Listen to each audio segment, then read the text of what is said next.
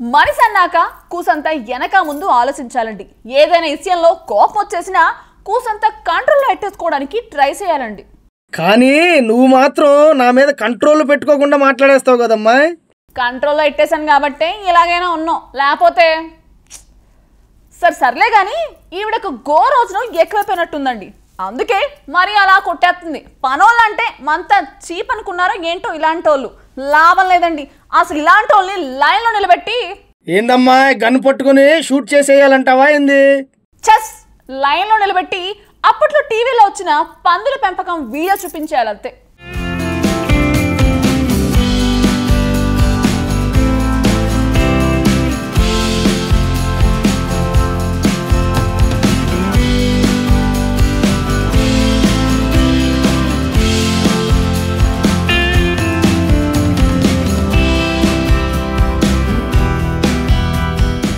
మనం మనుషులం అనే విషయాన్ని మర్చిపోతే ఇలానే ఉంటుంది.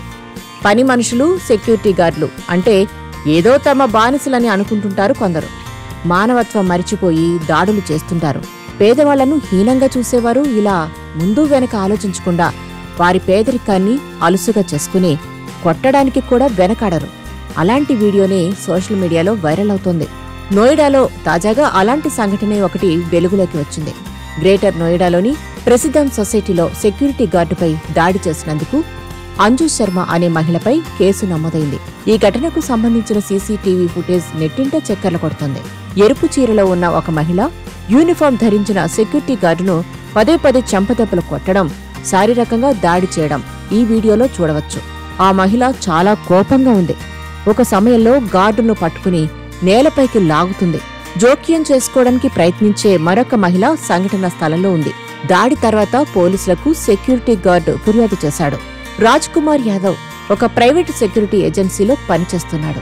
గత నెల రోజులుగా ప్రెసిడెంట్ సొసైటీలోని టవర్ 7లో విధులు నిర్వహిస్తున్నాడు. తాను విధుల్లో ఉన్నప్పుడు సొసైటీ నివాసి అంజు శర్మ గేటు వద్దకు వచ్చి గొడవ ప్రారంభించి తనపై శారీరకంగా దాడి చేసిందని యాదవ్ చెప్పాడు. సంఘటన స్థలంలో ఉన్న సాక్షులు ఆ మహిళను ఆపడానికి ప్రయత్నించారని, కానీ ఆమె వారితో కూడా దురుసుగా ప్రవర్తించింది.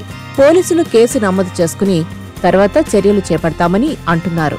ఈ వీడియోలో మహిళ తీరును చూసి నెటిజన్లు భగ్గుమంటున్నారు.